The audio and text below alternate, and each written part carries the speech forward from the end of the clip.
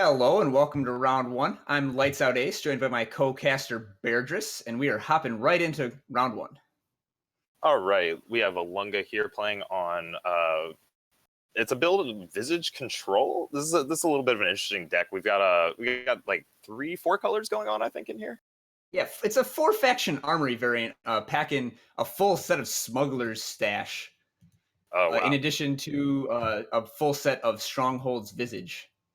yeah, I'm seeing a lot of power seeking here. We got Secret Pages and Seek Power in the opening hand. And Uh, Kanea has a very traditional big Combre deck, but right now he's just got a lot of power in one Sandstorm Titan, which is not a lot going on. yeah, not a lot going on, but it is more than a Lunga's got going on over here. Just a lot of power seeking over here. He's got the Secret Pages and he's got a handful of sigils and seeds. Yeah, that's true. If he doesn't draw something quick, that Sandstorm Titan will make quick work of him. Yeah, And it's actually somewhat difficult for Armory to deal with Titan traditionally because 6 health is out of range of all relic weapons except for Sword of the Sky King, unless you rise to the challenge first to boost its attack power. Yeah, Lunga is going to have a particularly tough time dealing with that Sandstorm Titan. And on the other hand, I mean, Kaneda, like, he does have this very quick clock he's amassed. And yeah, Lunga, like, he's basically going to have to hit something very big. And a 6/6 Copper Conduit will be big enough to handle that Titan for the time being. Yeah, I think 6/6 counts as big in most cases. And as long as he doesn't attack with that, which I don't think he will since his hand is all power and needs to stall to draw something, he's going to be in good shape. Yeah, that's going to slow this game down a lot, which is exactly what Alunga needs here. He's hitting all this power, and ooh, big pickup on the Vanquish off the top. He can actually go ahead and take out that Sandstorm's Titan now and try and push some damage over. The Wasp in Kaneda's hand will be able to pick this up if Yeah, he I makes actually the think swing. it's almost worse for Alunga they drew that Vanquish because now he's going to be tempted to use it on a Titan and get aggressive, and I think that is actually a worse plan for him overall. And he recognizes that. Very smart play, very patient play.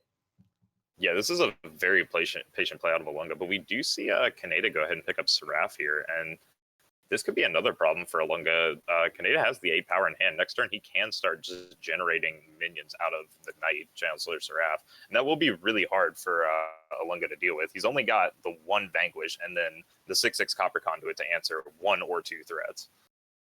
Yeah, I think he's actually probably going to hold the Seraph until either Titan dies or he gets to 11 power, because this is one of those matchups where both decks have Harsh Rule. So the key to the matchup is really to put out just enough to bait your opponent's Harsh Rule, but not enough that you'll be too far behind if they do have it.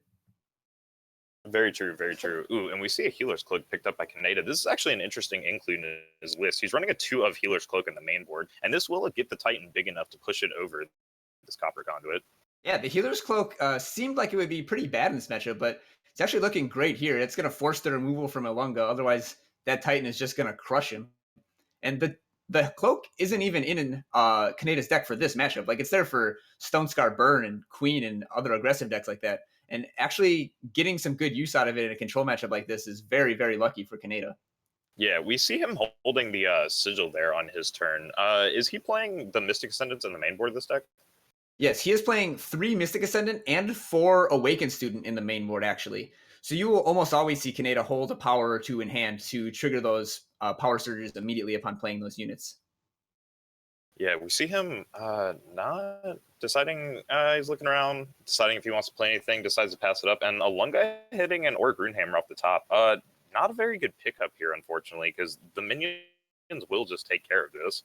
Well, actually, the Stronghold's Visage adding armor to all of his relic weapons is going to be pretty nice for Alunga here. Oh, unfortunately, Kaneda has the ambush unit to pick off this attack and then still be able to kill it. But in a vacuum, if Kaneda had nothing, the Visage would have let that Runehammer kill both units. Yeah, very true. The armor from the Visage is not incidental in the whole game plan of the armory. Yeah, it also makes all of Ilunga's future Smuggler stashes very powerful. Because the relic weapons that are in the void retain all of the armor that they had, their maximum armor they reached. So stash makes so Visage makes your stashes get much more powerful relic weapons. Oh wow, yeah, and we see Alunga hit a Rise of the Challenge off the top of the deck, and he goes out and fishes the Starsteel Die Show, and we're gonna see how Kaneda decides to react to this.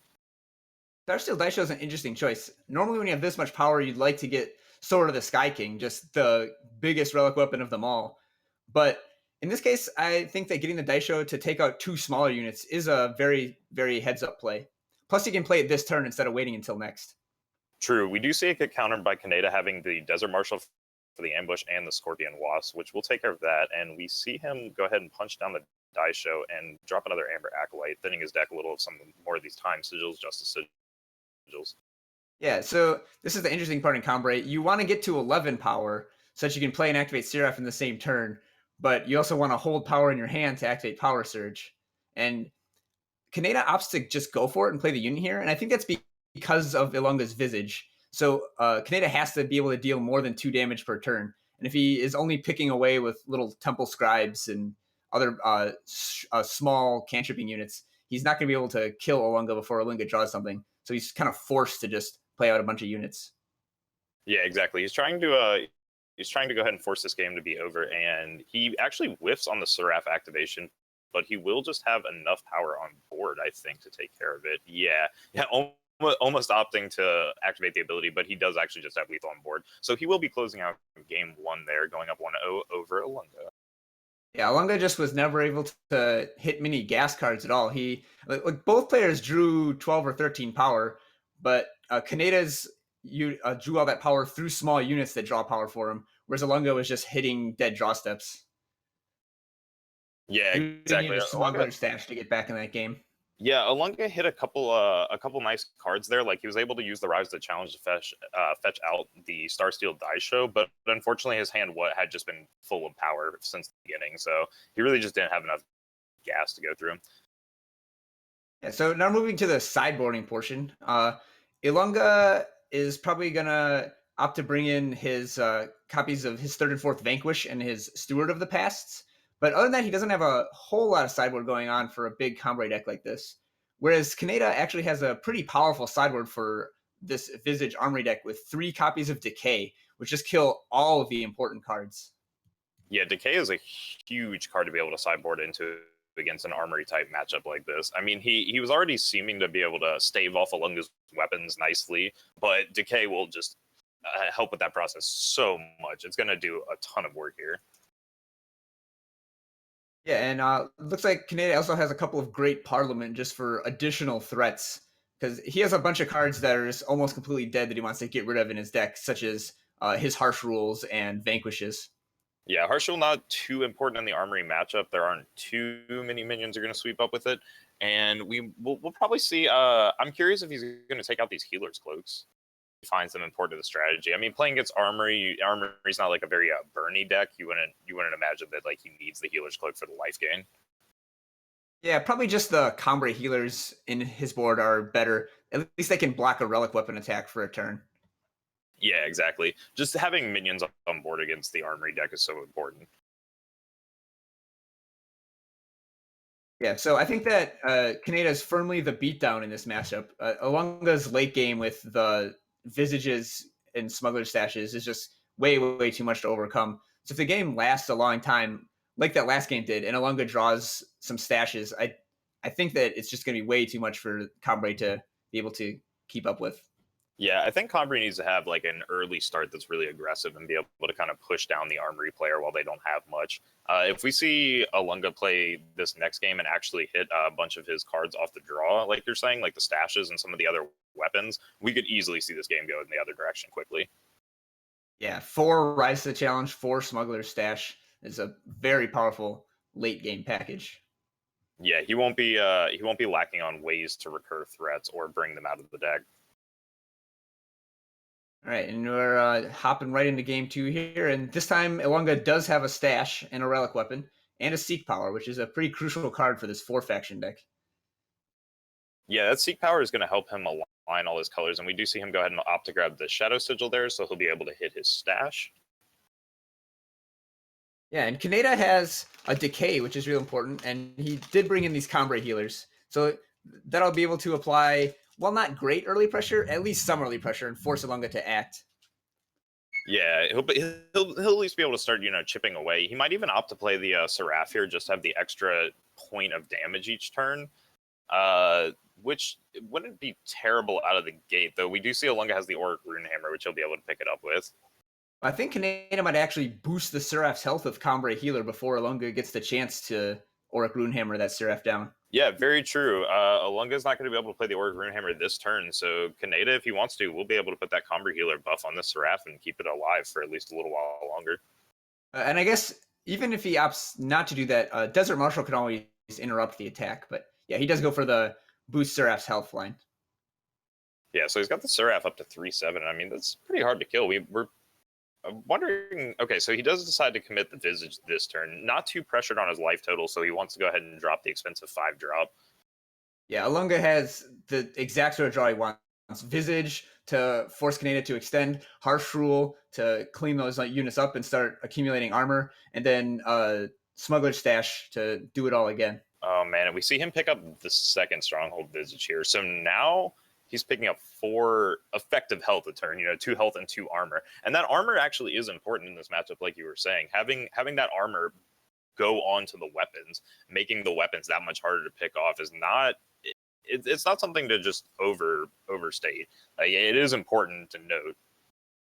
Yeah, Kaneda only doing 1 effective damage per turn here, so he must deploy another unit or decay one of those Visages, which is like both pretty bad options when you know that the game's going to go a long time and you'll have other targets for decay, and your opponent has Harsh Rule, so playing 3 units like this sets you up to get blown out.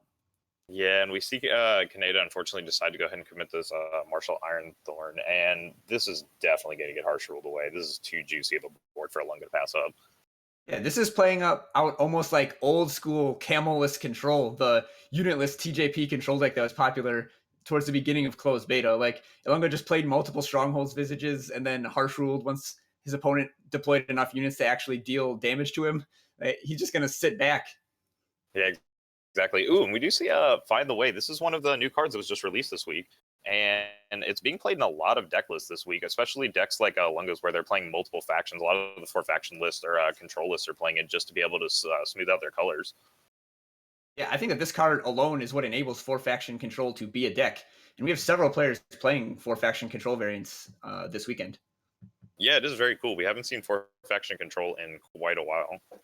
Yeah, there are even a couple different variants too. Like there's the sort of traditional Finkel style TJP control deck splashing for Azendel's Gift, and there's also a base Felm version. It's basically splashing in Combre cards. Yeah, those decks are really cool. I hope we get to feature them on stream later. I really like the 4-faction builds, and I'm glad that with the inclusion of Find the Way, we were able to get some more of them in the turn. Yeah, I think that Find the Way lends itself to creating interesting decks. I'm a very big fan of the card. Yeah, I love the mana fixing. Nice. All right, so Ilunga still doesn't have much to stash back. He's only drawn 1 relic weapon, but he's not actually taking any damage here. Like 4 damage from 2 Desert Marshals is offset by the 4 effective health per turn from these Strongholds Visages. Yeah, he's not taking a lot of damage. We'd seen Kaneda fire off that decay and take out the weapon, and Alunga will just probably wait until he picks up a second relic weapon since he's really not feeling very threatened. And we see this Copper Conduit is just massive as a 9/9. Yeah, and even better, it's going to get Smuggler stashed back and played as a 2020 in a couple turns, I think. Yeah, exactly. Once he can finally kill it, he will then just bring it back and just drop it again. Kaneda really looking for an 8th power here. I bet he wish he had some Find the Way of his own right now. Yeah, even if they come in depleted, like at least he'd be able to have some power. Even just something for the Mystic Ascendant to get him powered off of, get him some extra card draw. And Alunga is feeling so safe behind these Visages that he's just going to slam with this Copper Conduit. And I don't blame him. Yeah, I mean, this Copper Conduit is just going to start punching in for a lot of damage. And I mean, Kaneda's on already a very short clock. Like this unit can really only go 3 turns. And Alunga opting to go ahead and fire off the stash so he can get the Desert Marshal and the Runehammer back and start punching away at the Seraph. Yeah, he opted to stash for only half of full value in order to get the Seraph off the table before Kaneda hits 8 power. But Kaneda has the Desert Marshal to save it, and also silence that Conduit, so the stash wouldn't have been as good later. So I think overall that turn worked out pretty well for Kaneda, even though he's quite far behind. Yeah, it worked out. It worked out pretty well. He needs to pick up some power though. Like that's what he's really lacking right now. He has this awakened student in play, and he has a mystic ascendant in his hand. But he's lacking the power to actually make the empowers go off. And now that the Seraph is silenced, he's going to need that power even more. Yeah, definitely his best draw. I think his only chance of winning this game is if this Mystic Ascendant gets out of control and starts hitting for 10 or 12 a turn while drawing a ton of cards. Yeah, we like he has the 9/9 on board, but now that it's been silenced of Overwhelm, like it is possible to at least chump block it for a few turns, and he still is at 22 life, so he's not in immediate danger of dying. Yeah, the problem is that isn't that he's in immediate danger of dying. It's that he's in immediate danger of getting so severely outvalued that he can never come back. Yeah, that is very true though. The weapon will, if he decides to hold a blocker back here, it will actually get eliminated. But I mean, the Stronghold Visages are just putting him so far out of range. Kaneda's going to need to hit a lot of power and units off this Mystic Ascendant. He's going to need to start like a nice cycle train where he gets the Ascendant down and gets power every single turn. Yeah, just the perfect power unit mix. Yeah, which we don't see quite often enough for that to be a real goal, but you know that's the out he's playing to here. And he's gonna Yeah. have to sacrifice one of these units, the Copper Conduit, just to make sure that the Orc Runehammer comes off. Yeah, I mean the Runehammer is gonna kill the Seraph anyway, so you might as well get 2 points of damage in while you can. Yeah, get the 2 points of damage in, so and you know, actually the because of the Stronghold Visage putting armor on it at the start of every turn, it's possible for him to have just kept the Runehammer in play forever, actually. Oh yeah, that's a good point. It would have survived the next attack. Yeah, and we see Kaneda, he's got this flyer down here, and he's got the Comber Healer to go ahead and drop some stats on it. But unfortunately, on the other side of the table, Alunga's got a 9/9 Copper Conduit. Though it is lacking Overwhelm, it is still beating down everything. And now with Right. this Rise to the Challenge picked up off the top, this is going to be huge. Yeah, what do you think he even gets with this? He doesn't have Icaria in his deck due to the difficult influence requirements of being a 4-faction deck. So he probably gets Daisho or Sword of the Sky King. What do you think? I feel like we might see a Daisho here since it'll come out as effectively a 6/6. Well, it looks like he took Daisho out of his deck. Oh wow, yeah, he did cut it, and he goes ahead and drops this Mystic Ascendant in play. That's a pretty good pickup. I mean, he's going to start cycling a lot of cards now, and he's just going to get this infinitely scaling unit. Yeah, and his is always going to be at least one tick bigger than Kaneda's and able to attack into it. So Kaneda's going to have to start chump blocking very soon, and I don't see how he can come back. Alunga's not going to miss power. He has 2 more reserve in hand, and he's going to be drawing 2 cards a turn for the foreseeable future. Yeah, it's going to be very hard for Kaneda to come back. I'm not sure even what his game plan has to be at this point. Like, if he picks up a power, he can make his Mystic Ascendant an 8/8. He can silence Alunga's Mystic Ascendant, and he doesn't have to. Yeah, he doesn't have to block with his this turn, but he is at 7, and there's 2 really big units on the other side of the table, and a stronghold, or 2 stronghold visitors. Excuse me. I'm very surprised that Alunga didn't silence Kaneda's Ascendant there, but then he got really lucky in that Kaneda whiffed on power, so it turned out all right for him. Yeah, it didn't end up costing him too much. And, you know, Kaneda does have these chump blockers. If Kaneda can find a way to keep powering this Mystic Ascendant up, though, I imagine Alunga is going to shut this down here. Like, there's no way he can let this go unsilenced. Well, he knows Kaneda doesn't have power, or that's the first thing that he would have done. Yeah, he knows he doesn't have it like right now, but what I mean is like on his turn, he has to play this Desert Marshal, right? Like there's just no way you can't silence the Mystic Ascendant, even though he doesn't have the power this turn. What if he hits it next turn?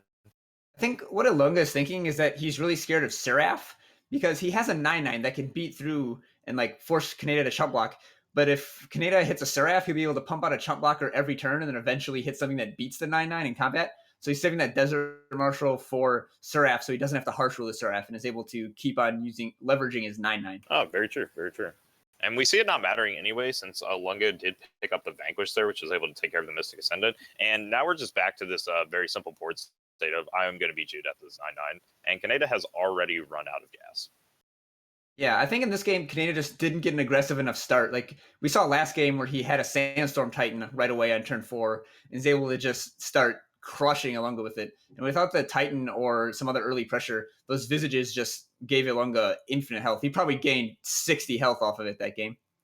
Yeah, it is very true. I mean, at the point where you're gaining 4 health a turn, it becomes so hard to kill you. And that is what we pointed out earlier, is that Alunga's deck favors the long game. Like his list is it's so high end. He's got so many threats. He's got so many ways to recur threats or draw more of his big threats out. And on top of everything, he's got the visages down. Like he just doesn't run out of health. Yeah, I think he only drew one smuggler stash that game even, and it wasn't even played for full value, and he still was able to just bury Kaneda behind those strongholds visages.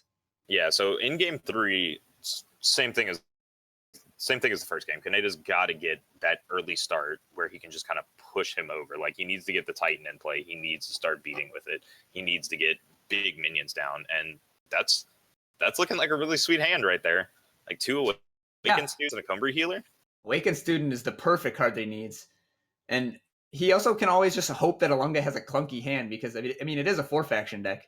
Unfortunately for Kaneda and fortunately for Alunga, he has a Find the Way, and a single Find the Way just fixes all problems. Just such a great card for decks like this.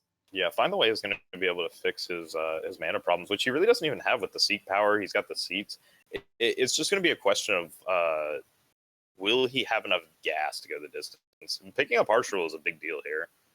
Yeah, he has Alunga has the Visage into Harsh Rule thing again. Yeah, Visage into Harsh Rule really just does provide you like a sense of like I'm very safe. I feel very safe and comfortable. I have a lot of time to draw my threats out.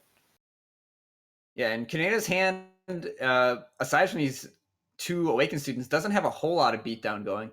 Like just a couple Valkyrie Enforcers. Yeah, not particularly. And we do see Alunga's got the Sword of Ikaria here, which I imagine he's going to play and go ahead and take out one of these students. And he's got the Vanquish picked up for next turn. That's true. Even if Kaneda does draw power, uh, there's going to be an answer for this Awakened Student. Yeah, although he doesn't draw power, he actually still can't vanquish it. But, Alunga's not too worried then, since he knows Kaneda's stuck on power. And this gives him time to go ahead and play his Find the Ways and Seek powers and fetch out the rest of his power. Thin his deck a little bit.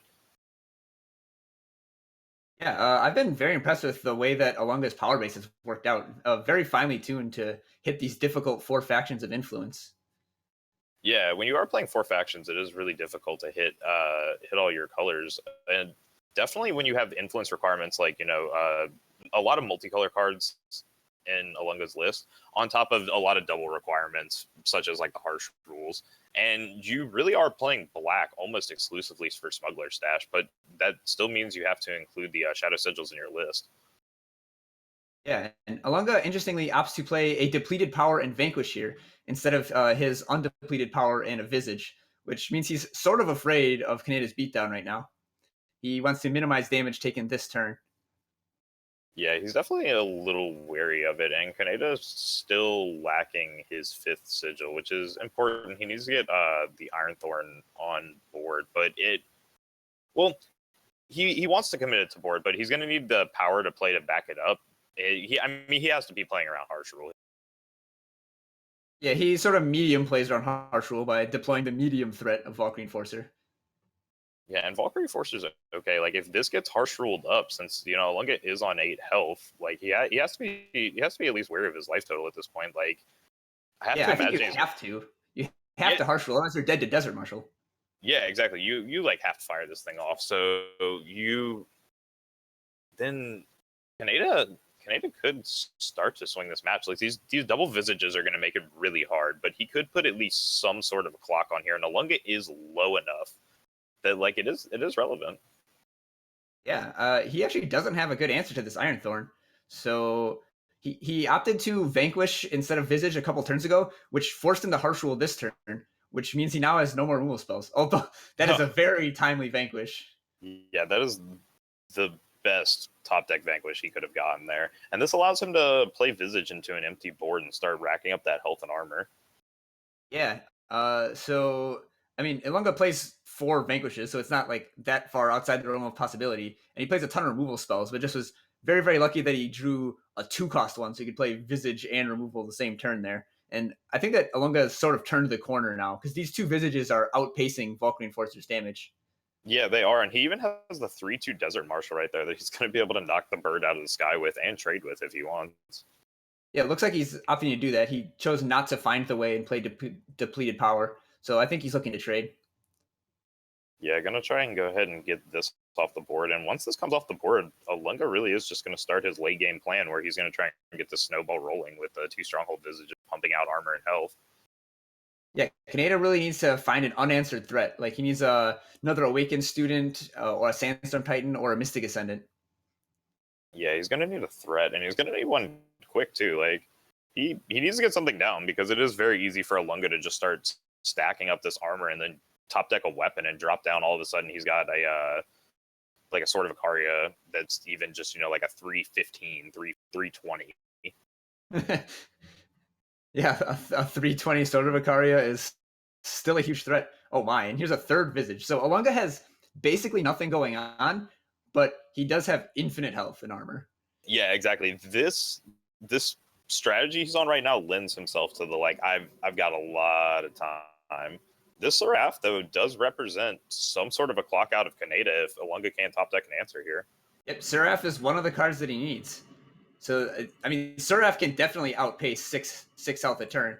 Yeah, he definitely can. Let's see what the first hit is here. Oh And my! oh yeah, 12-10.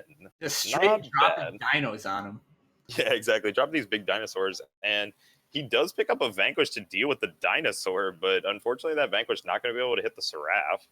Yeah, that Vanquish, like, I mean, it feels good to kill a 12-10 with it, but that's not dealing with the problem. The Kaneda doesn't care. Like, he just traded a unit that he spawned out of thin air for a real card from Alunga. Yeah, and now he has this 8/8 Copper Hall Elite, and man, this is going to start the beatdown. Yeah, Whew. this 36 health is going to disappear in a hurry to this endless parade of massive units. Yeah, it really is. And, even if he picks up the Harsh Rule here, like, at least there will be an 8/8 in play, which represents, 2 damage at least getting through a turn over that 6 health. Yeah, so, like, Ilunga's drawing a lot of power here, but it's not like he flooded out. Like, the game went a really long time. He played 7 or 8 cards that search out power. Like, that's just the cost you pay for playing a 4-faction deck. You have to have a lot of your deck dedicated to cards that find your difficult influence requirements. And it's kind of catching up with him here. Yeah, it is definitely catching up with him a little bit. We do see him pick up a Copper Conduit, which, would be threatening were Kaneda not holding 2 Vanquishes in his hand to just immediately deal with this and push for lethal. Yeah, that's actually lethal damage right here. So Kaneda showing the power of Seraph. I mean, Seraph is Bay. Yeah, you did write the article. Like, she is pretty Bay, but more importantly, she really just gets the job done here. She just pushed through so easily, and it put Kaneda in a position where he originally was not looking like he was going to be able to get out of that like almost death grip of the Stronghold Visage, just pumping out infinite health and armor. But once you get Seraph down and get a couple activations with no answer from Alunga, it is very easy for him to just swing the game around and say, actually, not really. 6 health effectively isn't that much a turn. Like, look, I have 22 damage over here. It's very easy to amass. Yeah, Stash is super good when you have mass removal or weapons and you're forcing your opponent to play into your removal. But when you don't have removal, you just spent 3 cards to not impact the board. And cards that do nothing but gain health aren't really that good. Yeah, and I think that was kind of the story of that game for me. Watching it was that Armory just didn't do the Armory thing. Like, it did I gain a bunch of life, I gain a bunch of armor, but that's not the part of Armory you're like looking to play. You're looking to play the part where you slam the big weapons and you can start actually punching through your opponent's game plan, and then you can start hitting them in the face. And we just didn't see much of that. Like, there were very, very few weapons. Yeah, and so Ilunga's list actually doesn't have that many relic weapons. Like, it has 3 Sword of Ikaria, 4 Auric Runehammer, 1 Starsteel Daisho, 1 Stone Scar Maul, 1 Sword of the Sky King. And he even boarded out a couple of those relic weapons. So he's like heavily dependent on Rise to the Challenge to get weapons that get fed by his Smuggler's Stash and Stronghold's Visage. Yeah, and we at least did see 2 Rise to the Challenges, but I guess they just weren't enough. Like, I don't know. It's very interesting. Like, his game plan in theory should just like run him over, but he just never saw much of his game plan. Like, he saw the stalling component, but he didn't see the actually like winning component. Yeah, and well, Cambrai, big Cambrai especially, can go really late. Like all of its threats provide massive card advantage if left unchecked, and demand answers all on their own. Like Seraph, Sandstorm Titan. Well, Sandstorm Titan doesn't provide card advantage, but he's a big beater. Mystic Ascendant, Iron Thorn giving you bonus power, and then eventually destroying your all of your opponent's units. Like all of those cards demand answers. Yeah, they really do. And we just, I mean, that's exactly what happened to Olunga. Like, he just ran out of answers. Like, he had so many cards he pulled out to go ahead and deal with Kaneda, and like he just kept throwing like removal after removal, like harsh rule this, vanquish that, vanquish another unit, but it's just not enough. Like you just said, Kaneda's like his threat pool is essentially just endless. Yeah, Big Cambrai is a good deck. Four faction Visage Armory is not out yet. We might see Alunga advance in the losers bracket, which we will get to after we play our next two winners bracket rounds.